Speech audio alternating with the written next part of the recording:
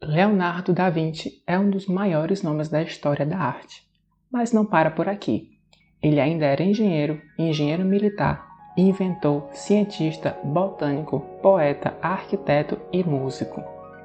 Ainda tinha uns bicos como escultor e, claro, era um desenhista e pintor, o criador de algumas das maiores obras de arte de todos os tempos. No vídeo de hoje vamos trazer 10 grandes curiosidades de um dos maiores gênios da história da humanidade, Leonardo da Vinci.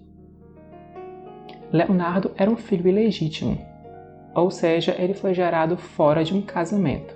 Seu pai era Ser Piero da Vinci e sua mãe era uma camponesa de classe baixa, o que poderia explicar o porquê ele nasceu em Anchiano, zona rural do vilarejo de Vinci, um local bastante isolado dentro da região da República de Florença, provavelmente para não chamar tanta atenção por ser uma criança bastarda. Mesmo assim, ele cresceu com o pai dele, que tinha uma certa posição social, e a família vivia com algum conforto, mas ele não teve uma educação formal para seguir o ofício do pai, o que era hábito na época, diferente de seus irmãos legítimos. Mesmo vivendo juntos, o seu pai era ausente, o que provocou profundas feridas emocionais no jovem rapaz, que repercutiram muito ao longo de sua vida. Quando a família se mudou para Florença, em vez de seguir a profissão do pai, Leonardo se tornou aprendiz na oficina de Andrea del Verrocchio, que era o maior artista de Florença na época, fortemente vinculado à família Medici, que era uma família de banqueiros e comerciantes que dominavam a política e a economia da República de Florença. Leonardo se destacou muito nos primeiros anos de sua carreira. Provavelmente a primeira obra de Leonardo foi um azulejo, e traz o perfil do arcanjo Gabriel, que tem uma assinatura quase impossível de ver a olho nu, que diz Da Vinci Leonardo, 1471, ano em que ele tinha 19 anos. 2 anos depois, temos a primeira obra comprovadamente de autoria de Leonardo, um desenho da paisagem de Santa Maria della Nave, na região do rio Arno. Era como se ele tivesse tirado uma foto a partir de um drone. O desenho apresenta uma perspectiva muito próxima do real, e isso era impensável na arte europeia da época, principalmente da arte que vinha da Idade Média, o que nos mostra precocemente todo o talento de Leonardo. Na Itália, era comum que os aprendizes de pintores trabalhassem ativamente nas pinturas de seus mestres, e Da Vinci roubou a cena em O Batismo de Cristo, do seu mestre Verrocchio. Aqui, o jovem ficou encarregado de pintar um dos anjos, esse mais à esquerda, além de ter pintado também parte da paisagem ao fundo. E aqui é possível ver a superioridade de Da Vinci como pintor em relação a Verrocchio, por conta da leveza e delicadeza do rosto do anjo, que está em perfil. O historiador Giorgio Vasari, que era contemporâneo de Leonardo, chegou a dizer que Verrocchio se aposentou depois de ver o ótimo trabalho de Leonardo, mas isso, claro, pode ser apenas uma fake news histórica. Leonardo quase desistiu da carreira de pintor. Leonardo poderia ter uma carreira promissora em Florença como pintor, mas preferiu seguir outros rumos. O jovem artista, aos 20 anos, se graduou como mestre de artes e anos depois deixou o ateliê de Verrocchio e passou a seguir carreira solo, já que estava apto a receber encomendas de obras de arte. E sim, ele recebeu algumas propostas bem interessantes, mas em certo ponto ele abandona tudo, os trabalhos que tinha e alguns que ainda não tinham começado, e opta por deixar Florença e se mudar para Milão, isso mais ou menos na época em que ele tinha 30 anos. Uma dessas obras abandonadas é a Adoração dos Magos, que está atualmente exposta na Galeria Delio Uffizi em Florença, que mesmo inacabada mostra toda a sofisticação do trabalho de Da Vinci. O fato é que Da Vinci tinha um cérebro tão acelerado e tinha interesses tão diferentes que ele tinha dificuldade em focar em uma coisa só por muito tempo. Também ele achava que demorar anos pintando um quadro era uma tarefa muito enfadonha e o impediria de se dedicar a uma outra grande paixão. Leonardo também era um grande inventor. Que Leonardo era gênio da pintura e na arte, disso ninguém tem dúvida, mas ele era mais apaixonado ainda por suas invenções, pela engenharia e pelo profundo estudo da natureza. Sua devoção pela natureza o fez tomar algumas decisões. Ele era vegetariano, ou quase vegetariano. E uma coisa curiosa é que ele costumava comprar pássaros em gaiolas na feira, mas com o intuito de libertá-los na natureza. Um dos ramos da engenharia o fascinava demais, a engenharia militar. Um dos motivos pelos quais ele se mudou para Milão foi porque o Ducado de Milão era bastante militarizado, por estar muito próximo às principais potências militares da Europa, principalmente o Reino da França. Lá ele se apresentou como um engenheiro e inventor militar ao Duque de Sforza, que governava Milão, o seduzindo com seus magníficos desenhos de projetos mirabolantes de armas e artilharia. Alguns desses projetos eram tão extraordinários que séculos depois eles realmente passaram a existir. Claro que não da forma como Leonardo idealizou inicialmente, mas seguindo princípios bem parecidos. Entre os vários estudos que ele produziu, temos o desenho mais famoso da história, o homem vitruviano, que mostrava as proporções perfeitas de um corpo masculino em duas posições, uma sobre a outra e dentro de um círculo perfeito e um quadrado. O nome faz referência a Vitruvius, um grande arquiteto da Roma antiga. 5. Ainda em Milão, Da Vinci produziu algumas das suas principais obras. Aqui temos as duas versões de A Virgem dos Rochedos. Uma delas veio bem depois, mas a primeira vamos falar aqui, que mostra a Virgem Maria com seu filho Jesus, ainda bebê, e João Batista, também bebê, ao lado do anjo Uriel. E a outra é a Última Ceia, que deveria ser um afresco na parede do refeitório de Santa Maria delle Grazie, mas Leonardo criou uma nova técnica, com tinta à base de têmpera e óleo, e o resultado não ficou legal, e a pintura hoje está severamente danificada. A técnica do afresco consiste em aplicar o pigmento colorido em gesso quando ele ainda está úmido, mas Leonardo era perfeccionista e muito lento, então ele acabou criando essa nova técnica. A pintura revela a reação em cadeia dos apóstolos de Jesus, após ele anunciar que um deles o trairia. Inclusive eu tenho um vídeo aqui super completo no canal falando sobre a Última Ceia, depois vão lá conferir.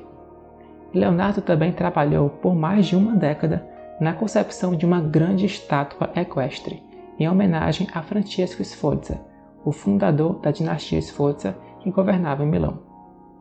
O projeto foi aprovado com toda pompa e circunstância, mas foi abandonado quando as tropas do rei da França, Luís XII, invadiram e conquistaram o Ducado de Milão em 1499, provocando a queda de Ludovico Sforza.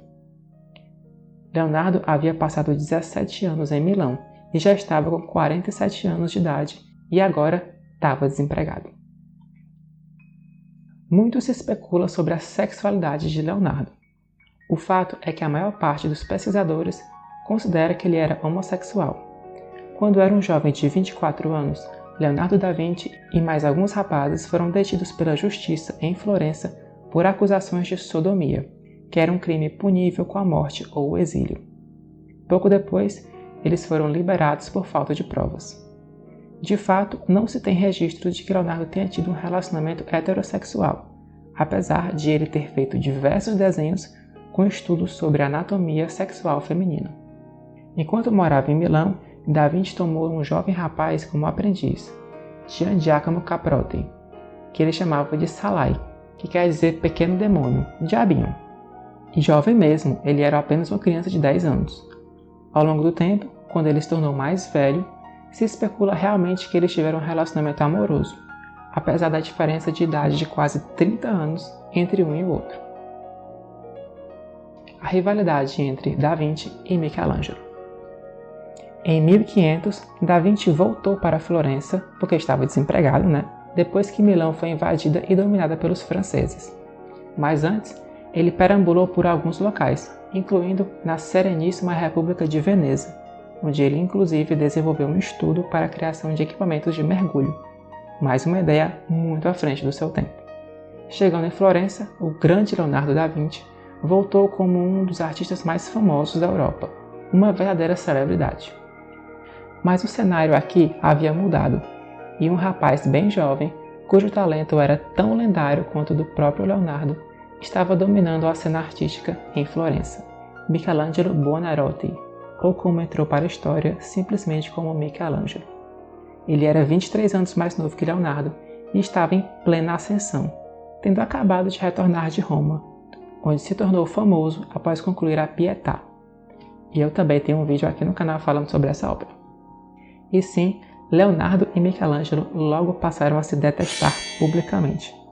Leonardo, bem mais velho, tinha muito cuidado com sua aparência. Era um homem bonito, forte e sempre estava bem vestido, além de ser simpático e carismático. Michelangelo, por outro lado, era muito introspectivo, melancólico, briguento, muito grosseiro. Não era bonito, se vestia bem mal, vivia sujo e maltrapilho. A grande semelhança entre os dois era a extrema arrogância. Leonardo desprezava o talento extraordinário de Michelangelo para a escultura, dizendo que escultores são sujos, cheios de pó de mármore e suas oficinas são imundas e feias. Enquanto a pintura, essa sim, era uma arte nobre, onde o pintor trabalhava em um ateliê bonito, com música e com uma ambientação elegante. Um belo dia, no meio da rua em Florença, Da Vinci estava discutindo com um grupo de pessoas a obra Divina Comédia, de Dante Alighieri, publicada séculos antes. Então ele viu Michelangelo passar e perguntou para ele o que ele achava da obra. Michelangelo era um grande admirador do trabalho de Dante, mas ele percebeu na hora que Leonardo o queria constranger na frente de todo mundo. Michelangelo então gritou com Leonardo, perguntando delicadamente: "Tá, mas cadê aquele modelo de cavalo que você esculpiu em Milão, que nunca foi capaz de terminar?" Leonardo se sentiu muito, mas muito humilhado, lembrando então do maior fracasso de sua carreira. Como se não bastasse, em 1504, Leonardo e Michelangelo foram contratados para pintar paredes gigantes e opostas do Salão dos 500 do Palazzo Vecchio, que é a sede do governo de Florença. Cada um deveria pintar uma cena de batalha. Michelangelo pintaria a Batalha de Castina, enquanto Da Vinci faria a Batalha de Anghiari.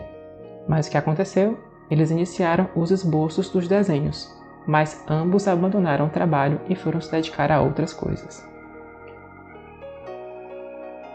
A partir de 1503, Leonardo começou a pintar a sua obra mais célebre, o retrato Mona Lisa. E eu já tenho também um vídeo sobre essa pintura aqui, depois vocês vão assistir.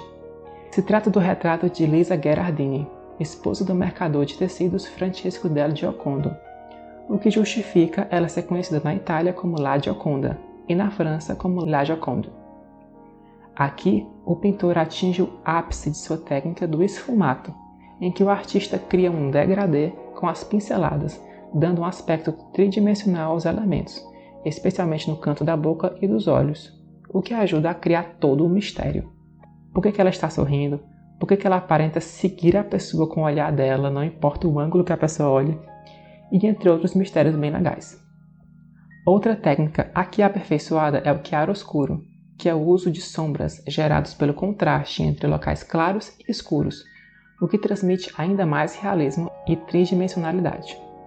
Mas enquanto ele trabalhava na Mona Lisa, Leonardo permanecia obcecado por outras descobertas, dissecações e outros estudos.